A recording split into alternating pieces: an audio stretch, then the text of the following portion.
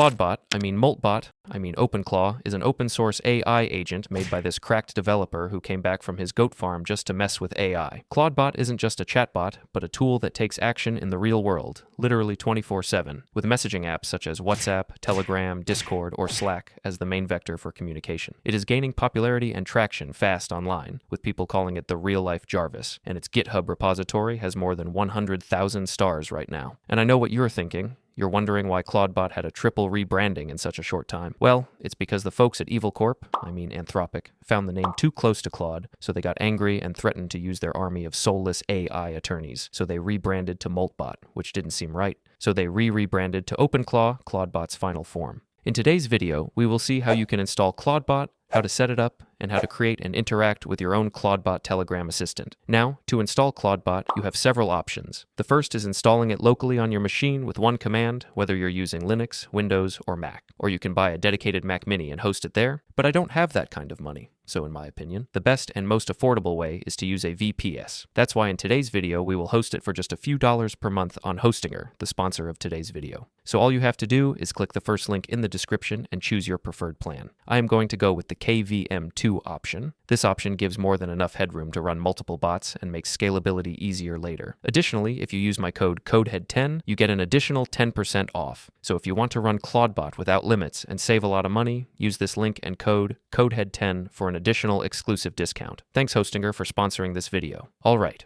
Once that's done, we have to choose our operating system, and the easiest one here will be the latest version of Ubuntu. Then you have a few easy-to-follow steps, like setting up an SSH key and a root password. This should only take a minute. Once that's done, you will have to wait a couple of minutes, and then you will be presented with this command. You just have to paste it into a terminal, and that's it. You have access to your new machine. Okay, now that we have our VPS ready, the next step is to install ClawdBot. And we can do that by simply pasting this command from the official website.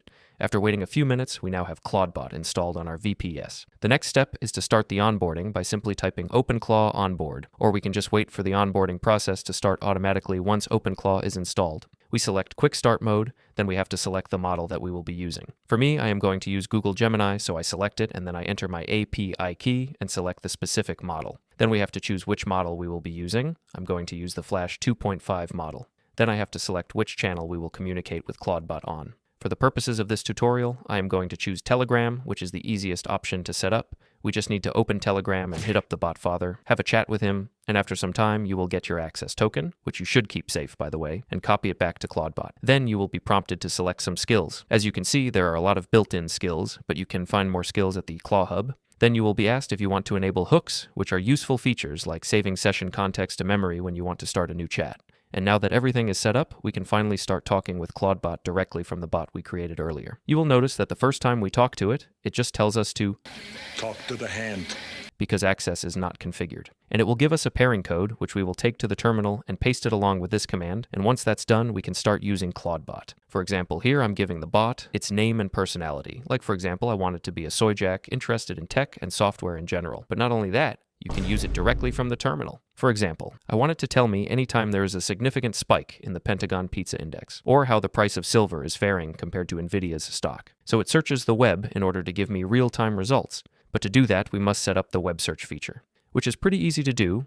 We just have to use the OpenClaw configure -- web command and enter a Brave Search API key, which can be obtained via the Brave Search free tier. And the neat part is that this command is now considered an automation that will help us keep track of any Pentagon Pizza activity or check if Nvidia's stock will recover. So there you have it, a complete guide on how to install and set up ClawdBot. If you want more videos like these, leave a like and comment which tool you want me to cover next. Lights out.